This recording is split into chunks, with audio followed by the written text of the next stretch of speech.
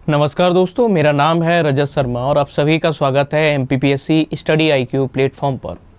तो आज हम लोग ऐसी चीज़ को डिस्कस करने वाले हैं कि मध्य प्रदेश सरकार जिसको एक फ्लैगशिप स्कीम के तौर पर क्या कर रही है, कहीं ना कहीं प्रचारित कर रही है। और जो भी चीज़ें जो सरकार की मेन प्रायोरिटी में रहती हैं, सरकार के मेन एजेंडा में होती हैं, वो एग्ज़ाम में उनके आने के चांसेस बहुत बढ़ जाते हैं। तो आज हम लोग साइबर तहसील का कंसेप्ट समझने वाले हैं और ये साइबर तहसील, मध्य प्रदेश साइबर तहसील को लागू करने वाला देश का पहला राज्य है। तो ये क्या होती है साइबर तहसील और इसको लेकर के मध्य प्रदेश ने क्या इनिशिएटिव लिया है, उसको हम लोग क्या करने वाले हैं, डिस्कस करने वाले हैं। सबसे पहली बात, अगर आप देखोगे कि मध्य प्रदेश भारत का पहला ऐसा राज्य बन गया है जिसने साइबर तहसील व्यवस्था को क्या किया है, लागू किया है। और 29 फरवरी 2024 से यानी कि 29 फेब 2024 से मध्य प्रदेश के सभी जिलों में साइबर तहसील के कंसेप्ट को क्या कर दिया है, लागू कर दिया गया।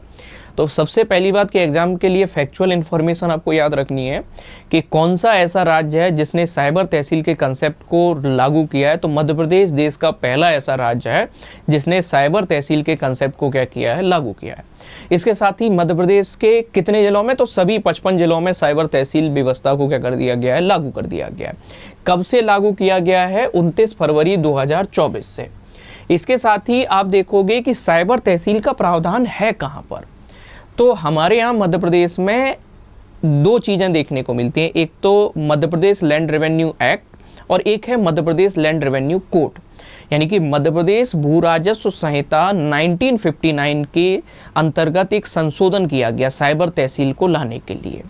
और Madhya Pradesh land revenue code 1959 में एक नया सेक्शन ऐड किया गया है और वो धारा नंबर 13A। इसके अंतर्गत साइबर तहसील का क्या किया गया है, प्रोविजन किया गया है।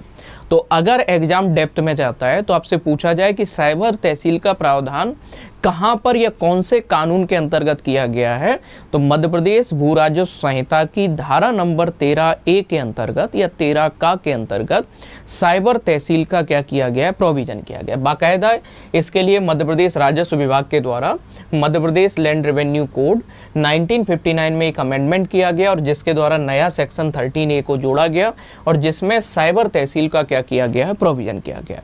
तो साइबर तहसील का प्रावधान कहाँ पर है, एक लाइन में याद रखना है, वो किसके अंतर्गत है, Madhya Pradesh land revenue code 1959 का सेक्शन नंबर 13A के अंतर्गत साइबर तहसील का क्या किया गया है, प्रोविजन किया गया है। साइबर तहसील में सबसे मेन फायदा क्या होता है, तो एक तो पारदर्शिता को बढ़ावा मिलता है, दूसरा मतलब अनावश्यक कागजी कार्यवाही का सामना नहीं करना पड़ता, और जो भूमि के जो रिकॉर्ड हैं वो कैसे हो जाते हैं, डिजिटल या ऑनलाइन हो जाते हैं।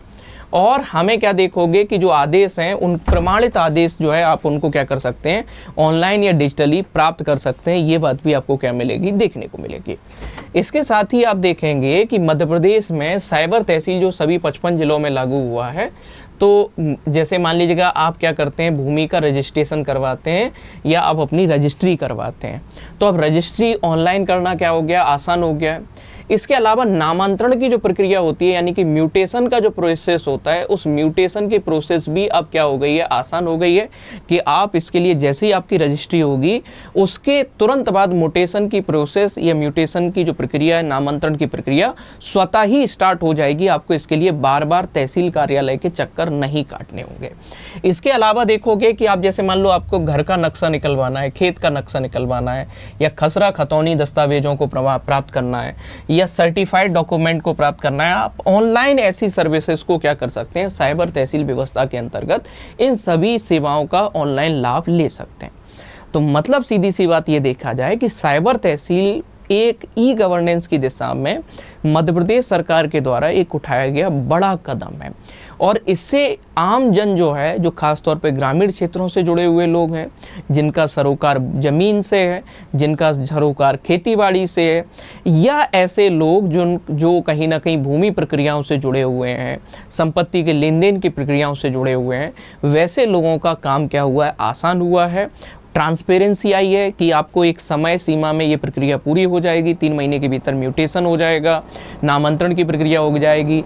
रजिस्ट्रेशन के लिए आपको क्या देखने को मिलेगा कि कहीं ना कहीं आपको बार बार जो है चक्कर नहीं, आपको एक डेट दे दी जाएगी, वहाँ पर रजिस्ट्रार ऑफिस में तुरंत जाके आप अपने रजिस्ट्रेशन, भूमि का नामांतरण या पंजीयन करवा सकते हैं। तो आपको क्या याद रखना है कि साइबर तहसील व्यवस्था को लागू करने वाला मध्य प्रदेश देश का पहला राज्य है। 29 जुलाई 2024 से मध्य प्रदेश के सभी जिलों में इस व्यवस्था को लागू कर दिया गया है।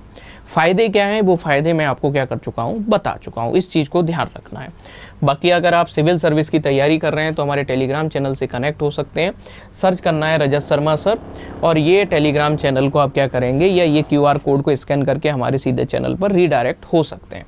इसके अलावा स्टडी IQ प्लेटफॉर्म पर MPPSC में अभी आरंभ 17.0 हमारा एक नया बैच स्टार्ट हुआ है।